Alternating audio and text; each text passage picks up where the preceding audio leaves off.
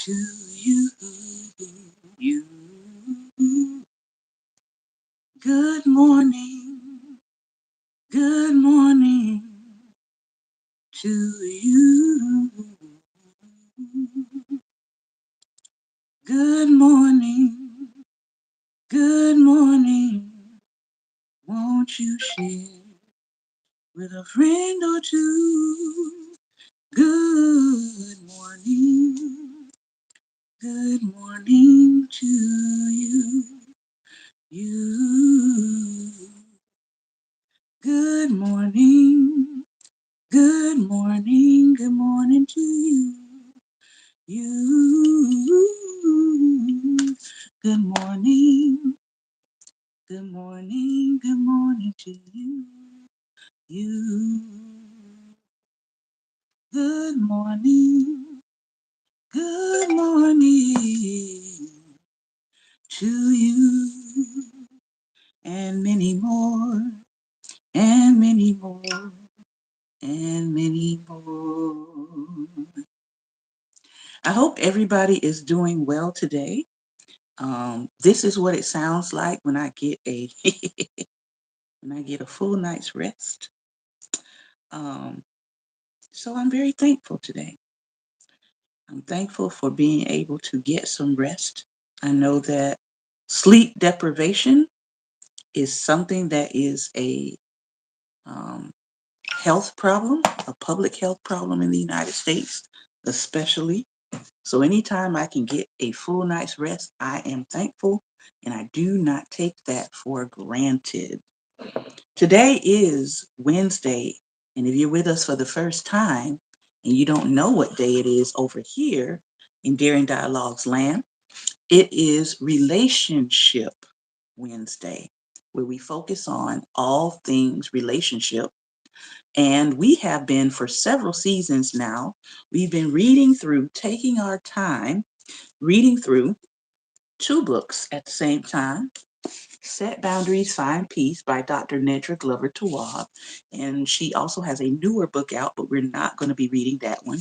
We do encourage you to get it as she continues her journey on to this topic of setting boundaries.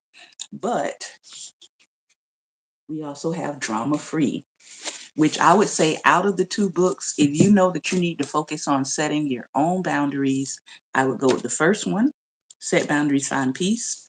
If you know that you have several dysfunctional relationships around you, connected to family in particular, but also friends, I would suggest Drama Free, all right, as a choice book. Now, she does have a workbook for this one here.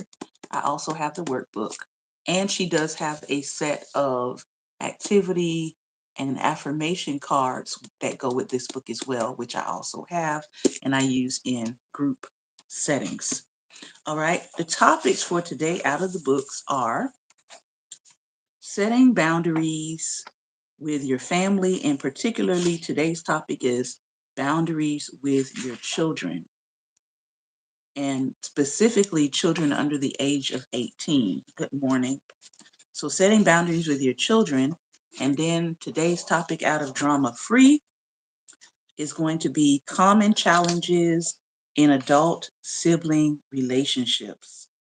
And they're gonna talk about the different kinds of children in a family. So we're gonna um, deal with that, and we'll just go through the initial kinds, and then as we keep going, she'll talk about how to help your siblings in depending on the kind of sibling it is. But we're not going to go that far today. Okay. All right. So let's start with boundaries with your children. I think this is a good topic because um, we're getting ready to go into the main part of the holiday season. We had November and Thanksgiving that sort of kicked it off, right? But now we know that a lot of parents are going to have children on break in just a couple of weeks. Some school districts across the country are going to start probably a little earlier than others, but usually by between December 15th through December 19th, schools are usually coming to the shutdown and to the close of school break for the winter. All right. And then we're not going to see students again until um, the first day after January 1st. Some schools will, let me see, let me look at my calendar here. Uh, because some schools are really eager to get back and the teachers are not. Some schools will start back on that Friday, which is wild. Like, why would you start school back on a Friday and then they're gonna have a weekend? Neither here nor there.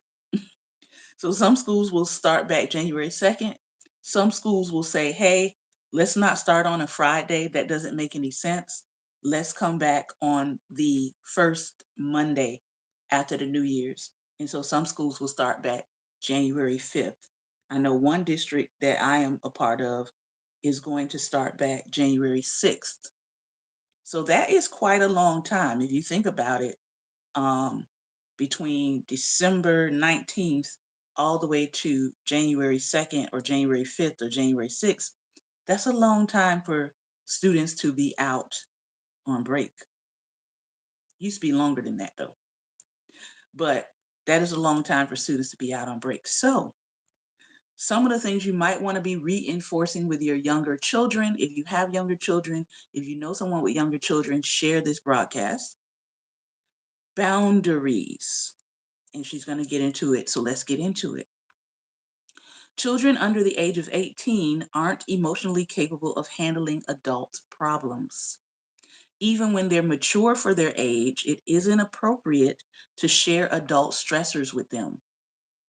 And yet people do it all the time. And they especially do it around the holiday season. Children are hearing about parents' financial problems, what they don't have, what they can't afford, what bills still have to be paid. Like, these are conversations that people are having around their children who are under the age of 18. But your children really should not be hearing about your adult problems. Even when they're mature for their age, it is not appropriate to share adult stressors with them. Of course, as they get older, they're capable of handling more, along with explanations to help them understand more adult concepts. Having boundaries helps children feel safer. Despite their opposition, they benefit from rules and structure, and limits are essential to teach them how to treat others and have healthy relationships. I will use the term age appropriate several times to describe a boundary's appropriateness for different age groups. When my clients are unsure about what's age appropriate, I ask them to look beyond what they were exposed to as children. Now, I will be honest with you, as a young person, I was exposed to way more information about adults and financial problems and concepts and issues than I was supposed to be exposed to. But I also started working at 13. And usually in a setting, if you are growing up in poverty or below the poverty line, that is often true. You often do have children that are hearing about and having adult conversations about finances because in some ways they are working to contribute to the finances in the house. That's not normal. Okay. So we're talking normal here. All right. So look beyond what you were exposed to as a child. It could be that their own experiences were inappropriate for their age. Instead, I request that you consider TV ratings, age suggestions for specific toys, and what a doctor might say about children's safety and safely engaging in certain things. These suggestions shouldn't be taken as hard rules, but it helps to strongly consider why they might be in place for a particular age group. Signs that you need boundaries with your children. You know, there's a lot of talk these days about the concept of gentle parenting. And sometimes people confuse the term gentle parenting because when we hear the word gentle, we think soft, right? They confuse gentle parenting with permissive parenting. They are not the same. Gentle parenting does have boundaries. Permissive parenting is what she's going to talk about right now. People who don't have boundaries with their children at all. Things like they have no rules. Your parenting style is permissive. Your children are used as confidants to you as the adult. You're confiding things in children and expecting them to hold those things as if they were mature adults. That is not good. Your parenting style is punitive only. They are allowed to speak to others inappropriately. I think that's probably the biggest one that a lot of adults have issues with when it comes to children. When you as a parent are allowing your children to speak to other adults inappropriately, whether that be inappropriate language, whether that be inappropriate directions as children being given to adults, this can create problems. So what does boundaries with a child look like? Boundaries with your children can look like setting an age appropriate bedtime for smaller children, ensuring they have healthy food options available, discussing feelings and emotions in an age appropriate manner, not using a child as a confidant. We call this enmeshment, I believe. Not expecting children to be the caregiver for younger children in the home. I have friends right now that do not want to get married and they have absolutely zero desire to be a parent because they were expected to be the caregiver in their home to younger children. So they feel like I've already raised children. Why do I need my own? Okay. Teaching children to take care of themselves in an age appropriate manner, exposing children to age suitable entertainment.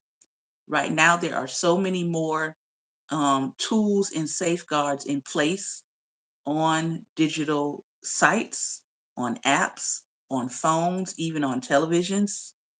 I think IG just came out with an IG Kids version.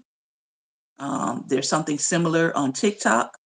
So teaching children to have and be exposed to age suitable entertainment, there are lots of um, guards on now that were just not there even 5 years ago, 10 years ago, so that you can begin to control the kind of entertainment that your children are being exposed to.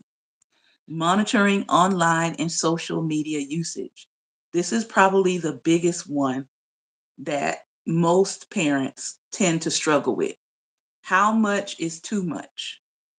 How much is too much? How much online and social media usage is too much? Well, I am going to say that your children are observing you. So if you are spending 12, 14 hours a day on social media or online usage, and I'm talking about outside of professional life and needs, your children are going to be modeling sort of the example that you set in front of them. If you can't put your phone down when y'all are eating, if you can't put your phone down at dinner, if you don't ever turn off your device, if you don't turn off your device while you're driving, and I'm not talking about for directions, I'm just talking about in general, you are going to be setting the example for how they see the use of online and social media. So be thinking about that as a parent.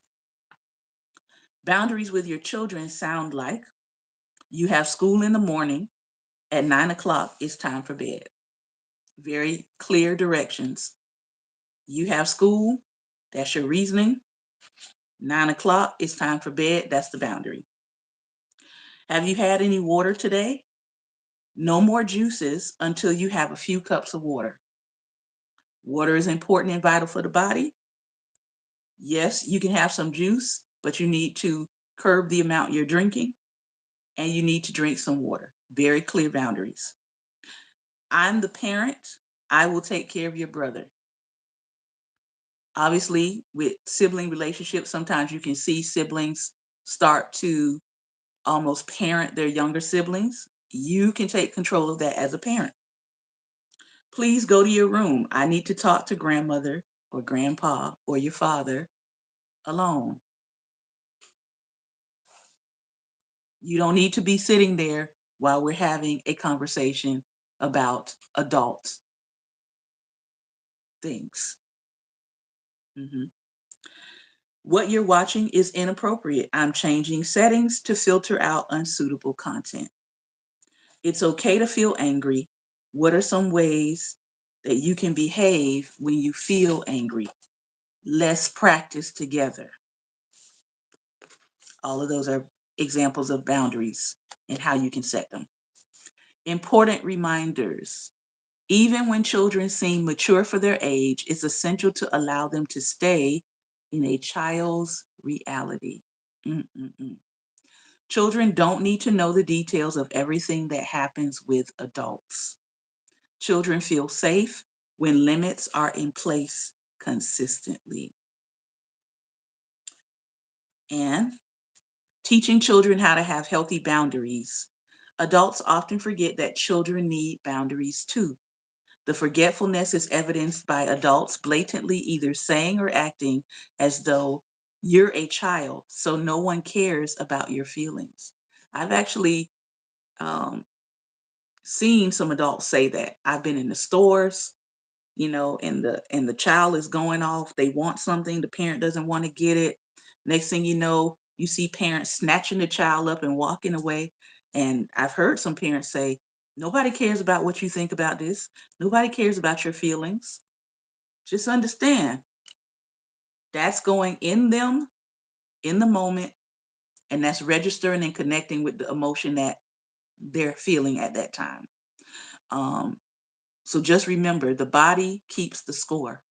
And sometimes the mind holds the memory in the words. So, adults, we need to remember that children have feelings just like we do, and they benefit from being allowed to explore and express those feelings. Children are impacted by the things that adults expose them to. Children are affected by how adults respond to their problems. Children hold memories about how adults made them feel. I can still remember words and feelings and thoughts from when I was 2 years old, 4 years old, 5 years old, 6 years old, 9 years old. There are certain ages in my mind that stick because of what somebody said and how they made me feel. And so they might not be able to pull up some of those other memories, but when you say something to a child and it's connected to an emotional event, sometimes that memory and that emotion gets lodged and formed together, and that child becomes an adult who's holding those memories. And their relationships will be impacted by it if they don't um, deal with it, if they don't handle it, if they don't talk it out, if they don't manage, if they don't process those emotions. The people coming after you are going to be dealing with the results of their unprocessed emotions and feelings and words that were sown into them. Remember that children are not your companions or your confidants. And if they are, then we need to figure out why your children are your companions and your confidants, because that's not healthy. It's not healthy for the child, but it's also not healthy for you. Children lack the mental capacity to appropriately manage adult issues, no matter what their behavior reflects. I was told all the time growing up, "Oh my God, she's like 11 going on 30. She's 13 going on 30." No one asked me why. No one asked me why that was the case. It was because I had seen and heard more than I should have as a child. That's why. I knew more than I should have as a child. All right. And last one, children have boundaries.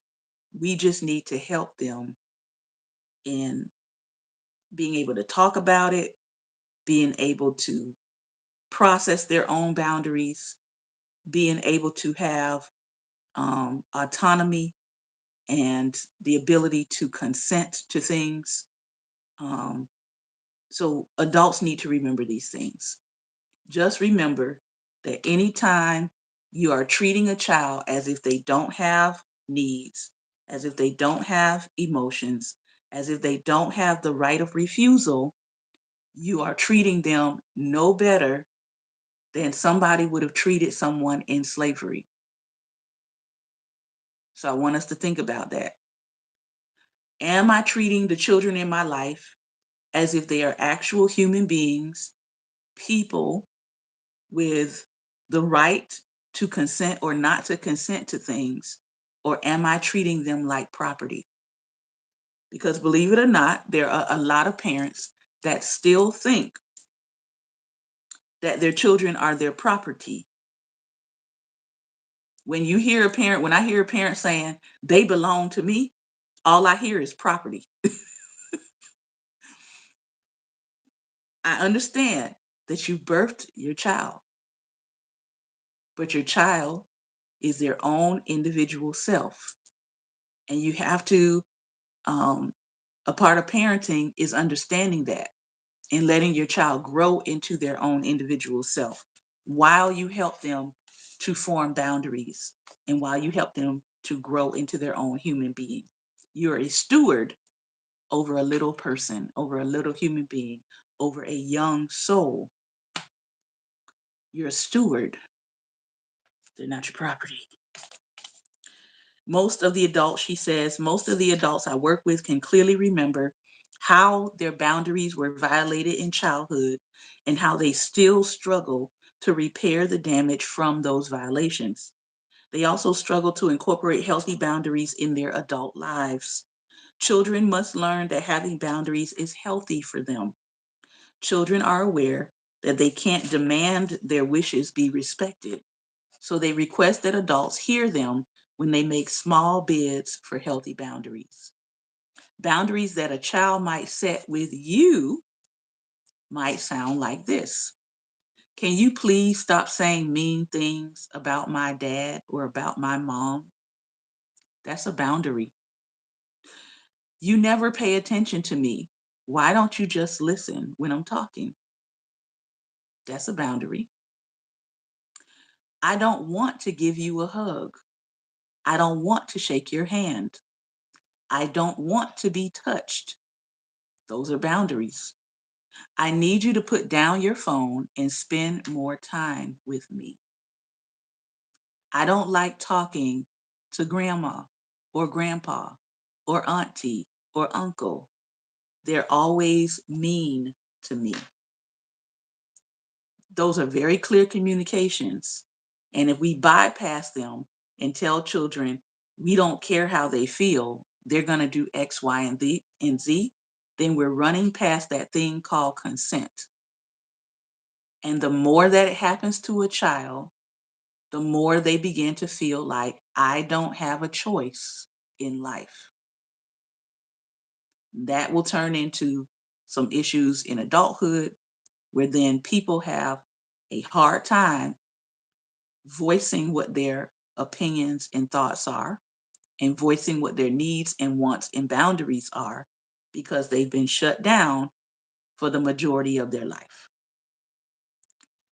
Finally, it's important to listen to children when they make requests like these and to honor their boundaries whenever possible. Setting limits with family is particularly challenging. For years, your family may have grown accustomed to you acting a certain way and playing a particular role. Change becomes necessary when you no longer want a situation to stay the way it has been. As difficult as it might seem, improving boundaries with your family is likely to create better relationships with them. So, exercise for you to do on your own, answering these questions. How do you feel about setting boundaries with your family? Who in your family do you think would be the most receptive to your boundaries? Who in your family do you think would be the least receptive to your boundaries? Name two boundaries that you need to implement with your family. And I would say start this season. What actions or follow up might be necessary for your family to adhere to your boundaries? And one thing that I have found is sometimes as adults, it takes us seeing um, our children go through the same kinds of issues that we experience as children to finally say, you know what, the buck stops here. A couple of my friends have said, I didn't realize how damaging things were when I was a child. But now that I see those same family members enacting the same kind of behaviors towards my children, that's where I draw the line. Because now I can look as an adult and see that same behavior in that same adult and see them enacting it on my child. And now I'm seeing my child respond the way I did when I was a young person, and the buck stops here. So sometimes that child or seeing that child go through the same kinds of um, violations of boundary can help trigger parents to say, wait a minute, I recognize this behavior now. This is the same thing that was done to me. This was the same thing that was said to me. And so if you are that parent today, I encourage you to stop the cycle. When you see it happening, when you see it go down, when you see the same kind of words being thrown at your children, when you see the same relatives trying to attack your children or violate your children's consent and boundaries, pay attention to that and put a stop to it. All right, we are on to the next book. We're only just going to read this first section, um, and then we're going to stop and have some talk back. This is Drama Free, a guide to managing unhealthy family relationships. And we're talking about common challenges in adult sibling relationships. Siblings who have issues with each other in adulthood typically experience envy, resentment, one-sided relationships, betrayal, incongruent beliefs, and differing lifestyles. Now, that's a whole lot to unpack just in those. So, envy, resentment, one-sided relationship, meaning one side is trying, the other side is not. Betrayal, incongruent beliefs, we don't believe the same thing, not going in the same direction, or differing lifestyles. And that can be a variety of things. Maybe one sibling lives in another country. Maybe how a sibling is choosing to live their life is incongruent to the way you live. From childhood to adulthood, however, many siblings learn to resolve disputes, accept each other, and develop mutual support. I am proud to say that I accept all of my siblings. There's not a sibling I do not accept. And I don't think there's a reason for me not to accept them. These are common issues reported in one of my online surveys. My mother raised my half sibling and was not prepared for me. My parent favors my sibling as evidenced by spending more time with them and giving them extravagant gifts, which of course can create envy and resentment. My siblings assume I'm the favorite. A lot of people are assumed to be the favorite if they're either younger or older until you have conversations with them and you realize, oh, maybe they weren't the favorite. Maybe they were the sibling that just had lots of adult responsibilities foisted upon them.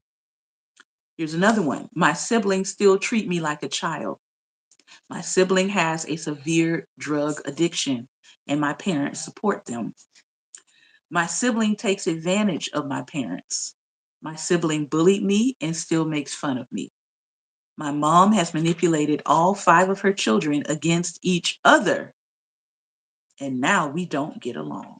Oh my. In addition to such challenges, these issues also tend to plague sibling relationships.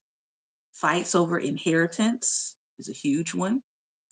Um, I could talk about that one, but because it's in dispute, I won't talk about it. Disputes about taking care of parents. Who's going to take care of the parent? Is the parent going to be staying with a sibling? Are they staying with the sibling that's actually going to be responsible? Or is the parent going to be put into a home? Lots of questions around that. Clashing political views. I know that's a huge one right now. Severe bullying in the relationship during childhood. And some people want to continue to bully people into their adulthood. And that's where they got a lot of people messed up. And a history of physical and sexual abuse. Every child in the family is impacted by dysfunction. In dysfunctional families, each child may play a specific role. Here are some of the roles, not all, that children within a family may take on unconsciously. Now, if you are a person who is a sibling, I want you to think about these roles and think about whether or not you have taken on any of them either consciously or unconsciously. Number one, the responsible one. This child takes care of problems by managing crises, paying bills, setting rules, and ensuring the care of everyone in the family. They deeply need structure and create it for themselves when parents do not. Self-reliance becomes a way of being as this child understands that others are not dependable and no one is coming to save them. Number two, the placater. This child is known as the sensitive one who believes they show and say how they feel. They often try to help others with their emotions and take on the burden of managing chaotic moments. They don't draw attention to themselves, but instead feel the pain of others and try to lessen that pain. Number three, the hero. This child appears to be successful and emotionally stable. People presume they come from a healthy family dynamic because they have no outward appearance of dysfunction. But this person often struggles with anxiety and developing emotional attachments due to underlying shame and a history of emotional neglect from their family. Number four, the mascot. This child helps cover up the family problems by keeping everyone entertained. Could also be known as the Joker. They have patterns of masking problems, deflecting emotions, and detaching emotionally from their environment. They grow up feeling uncomfortable with admitting or naming what they feel, and they often see themselves as responsible for other people's feelings, even in adulthood. Number five, the adjuster or the adapter. This child tries to stay quiet and out of the way, adapting to almost any circumstance without complaint. They go along with whatever is happening in the environment and refuse to draw attention to themselves. Consequently, they have many unmet needs and come to believe that others can't or won't meet those needs. Since they've grown up disconnecting from themselves and others, this child struggles with developing intimate relationships in adulthood. And number six, the acting out child or the scapegoat. This child is often blamed for the problems in the family. They demonstrate the family's dysfunction via behaviors such as stealing, substance misuse, lying, fighting, or anything that draws attention to themselves. Their behaviors bring awareness to problems within the family. The acting out child, i.e., the scapegoat. So think about those roles. And if you have ever felt yourself falling into one of them. When we come back, hopefully on next week, we'll talk about healing sibling relationships, healing sibling relationships, and 6 ways to protect your peace in your relationship. All right. So let's go to, Pastor Ben, I'm going to send you the link and so we can bring you in. Give me just a moment, everyone.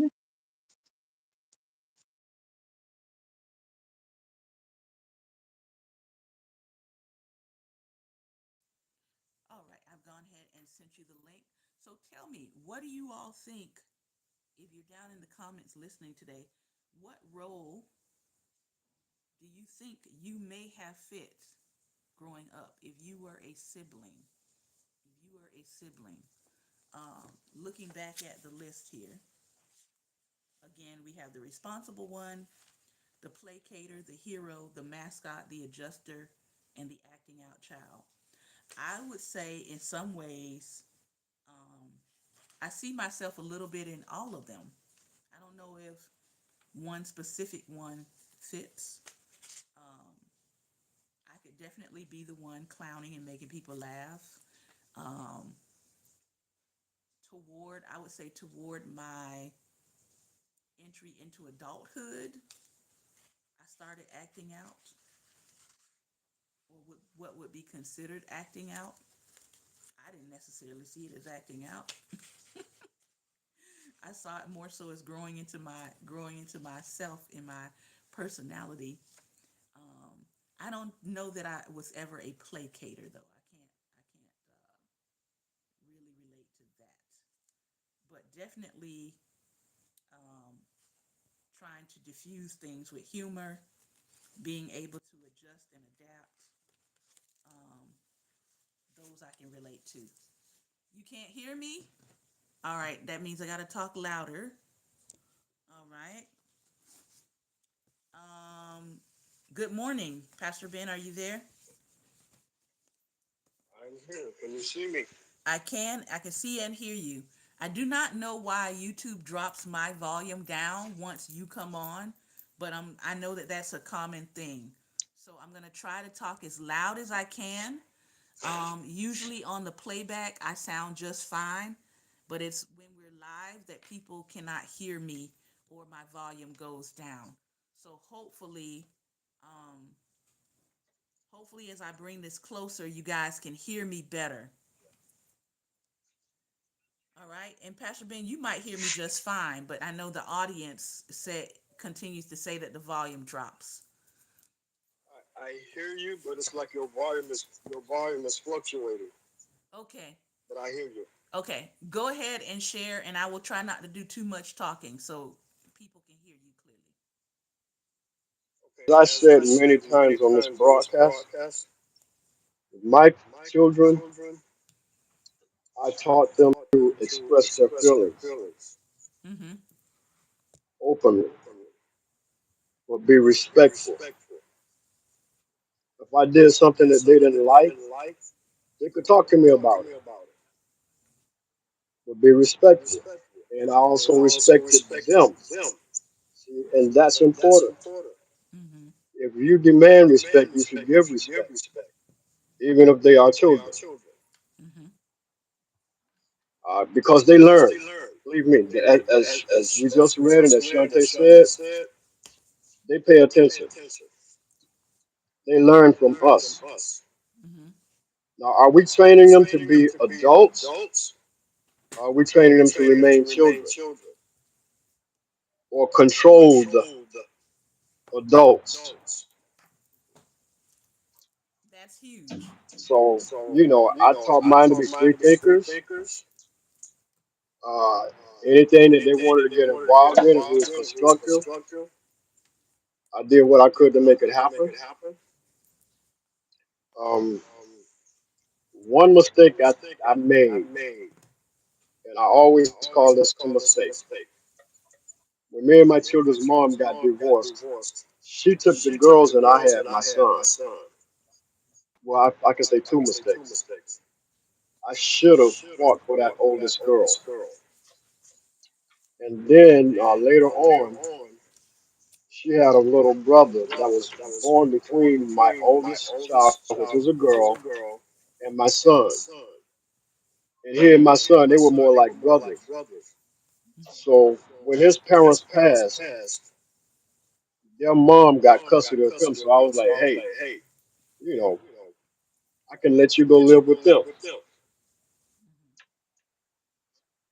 When I tell you pretty much everything that I had instilled in him was destroyed, that was a mistake on my part. But again, the other mistake was not fighting for my oldest daughter. because she was also affected. The youngest daughter, that was the one that couldn't do any wrong. She was literally her mom's favorite, Mm-hmm. but she's the one that's causing the most problems at this time. Mm. Go figure. But the oldest two, they're more attached to me. They love their mom, they deal with their mom, but they're more attached to me. So but it's all about how you raise them. That's what it's about. Supposed to prepare them for life on their own, not to teach them to depend on us, but be there if they need us, but not teach them. Well, hey, anything, I'm gonna always give you anything you want. Just asking. No, teach them to earn. Teach them the value of money. Teach them the value of working. Teach them how to respect others and how to respectfully disagree. That's all in raising a child. It's not like because I said so. Mm-hmm. I don't think people realize the harm in because I said so philosophy. I'm gonna say that one more time. Hmm. I don't think people I I, don't think I, people realize the harm in because I said so philosophy. right. That's a lot of harm. And if we look at what's happening When you give them a if we reason, look at what's happening coming out of our government, there's a lot of because I said so philosophy with no um sensical backing behind it. right. And this is why it's important to give a reason, which is something that I did. I always gave a reason. This way they understood where I was coming from. And it wasn't that I'm trying to be hard. There was a reason why I said no. There was a reason why I said yes. Mm-hmm. And I gave them the reason each time. If I said no, I told them why. If I said yes, I told them why. And they respected that. I remember when my son's mom was getting married. He was playing pee wee football, and I was one of the coaches for one of the other teams there. They were going to what we call the Turkey Bowl, where they went to Orlando Mm-hmm. every Thanksgiving weekend, and they played like a tournament. And I had already paid his way to go, but his mom was getting married, so I let him make that decision. I wasn't going to tell him go to your mom's wedding. I wasn't going to tell him to go to the Turkey Bowl. Mm-hmm. I let him make that decision. He said, "Daddy, my team needs me. I'm going with the team." She told everybody that I wouldn't let him be at her wedding. He straightened that out himself when he heard it. Mm-hmm. Why? Because I allowed him to make the decision. Mm-hmm. See, and he's made some bad decisions in his time, but he's made some great decisions in his time. He had gotten addicted to drugs. I'm not going to blame his mom for that, but I will say that she might have contributed to it because of some of the things that you were just discussing. So, but he got to a place to where this was his testimony.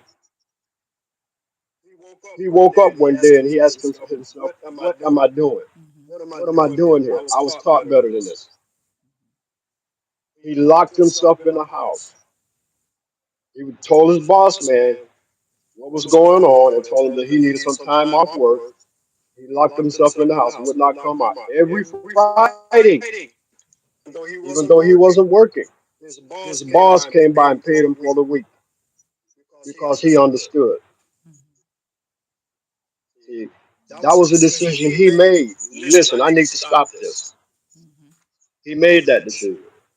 Now he's married for over what 10, 10. Let me think now. Yeah, about 12 years now. He's married,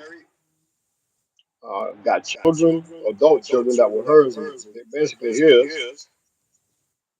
Now he raised them, helped raise them, and he's doing great, multipreneurial, and he's doing great. But it all started with how I raised him, what I taught him, what I instilled in him, and he remembered that when he was in a place that he knew he shouldn't have been. Now, what if I hadn't taught him the things that I taught him? He may have known, well, listen, I shouldn't be here, but what should I be?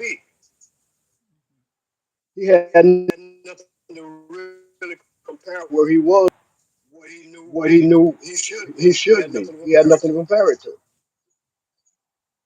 But because he had a proper upbringing, and I'm not going to say I did everything perfect, I was a perfect parent, I'm not going to say that. But I taught him enough and I instilled enough to where he realized that where he was at, he shouldn't have been, based on what he was taught. Mm-hmm.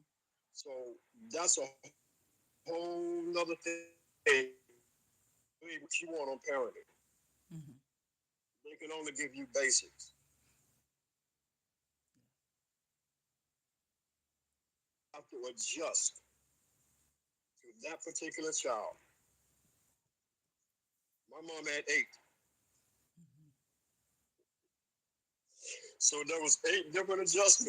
Mm-hmm.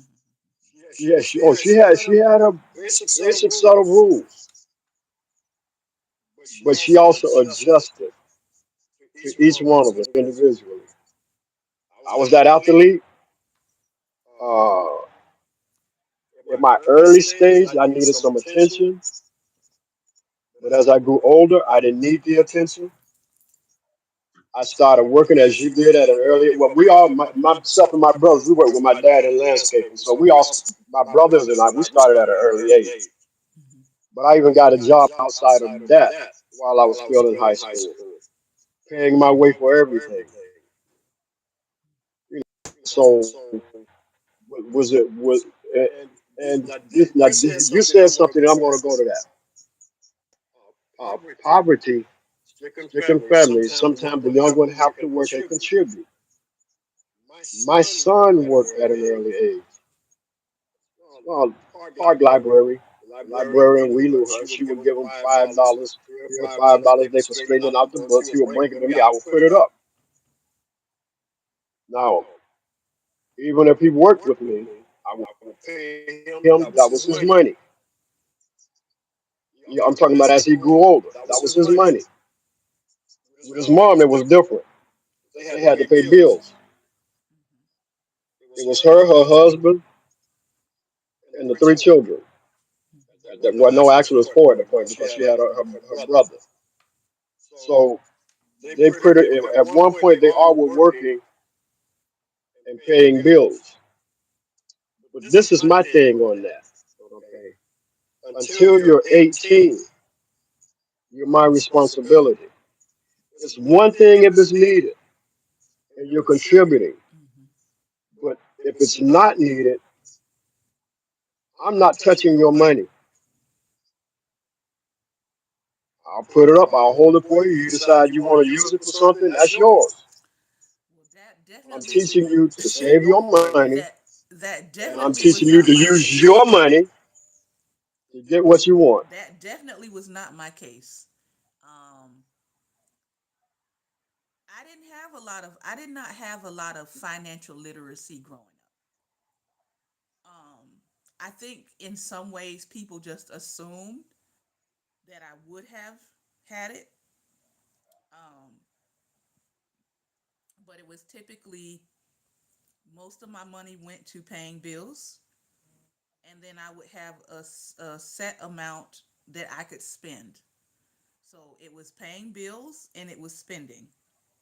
That was, pretty much my money management growing up. Um, Hmm. I didn't really start thinking about saving money until maybe my 10th grade, 11th grade year, somewhere in there, when my mother said to me, like, you're on, because you have a job, you're on your own in terms of paying for things like your graduation. So, like my cap and gown, um, Mhm. prom, like anything I wanted to do special, senior pictures, as a, I paid for my stuff. Mhm. And because I was paying for it, I didn't get everything I wanted. Like I didn't order a senior ring because I couldn't afford it. Um, Mhm. so that was different for me growing up. So by the time I get to be an adult, right, or even going off to college, I'm still learning some of the financial pieces that I need in order to manage money, especially while you're in college. Because when your money is out and you don't have a parent that you can lean back on, like my friends, they had parents they could lean on and say, hey, can you wire me some money? I'm out of money. I didn't have that. I had the money from my grant and my scholarship and whatever was left over. And so, and even with that, some of that money was still expected to come home to help pay bills. And a lot of people don't realize that with students who are poor, some of them are still using some of their financial aid money to help supplement their families back home. So I had really good friends that would step in, and say, "Hey, we notice you're not eating, or your diet is ramen noodles." So I'm very thankful that I had friends that were willing to help me in that way.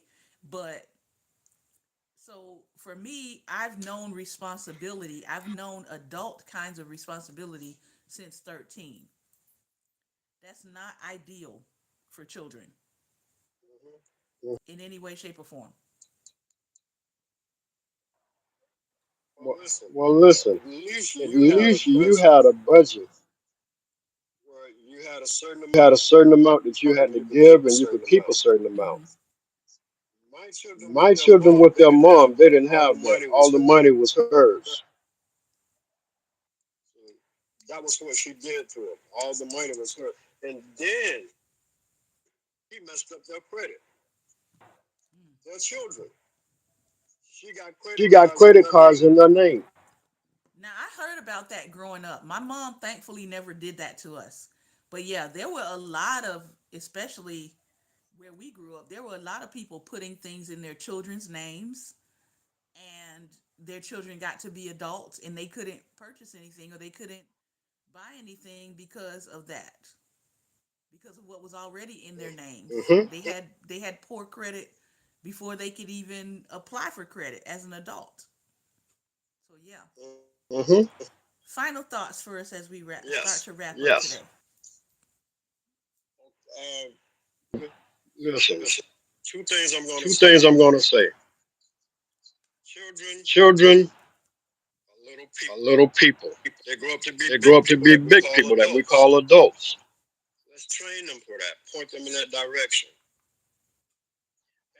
And we should give them the same respect that we want. And you're training them to get along with people.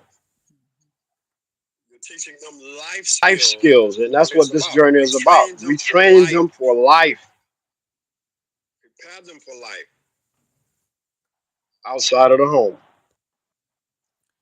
Well, Pastor, I think those are great points to end on. And on that note, I want to say thank you all for your time and attention today. This has been another episode of Daring Dialogues, and I've been your host today, Shantae Charles. Remember, light is the most daring opposition to evil. So go out and be what? Light. Light. Light. Take care, everyone. Be well, and most importantly, be light.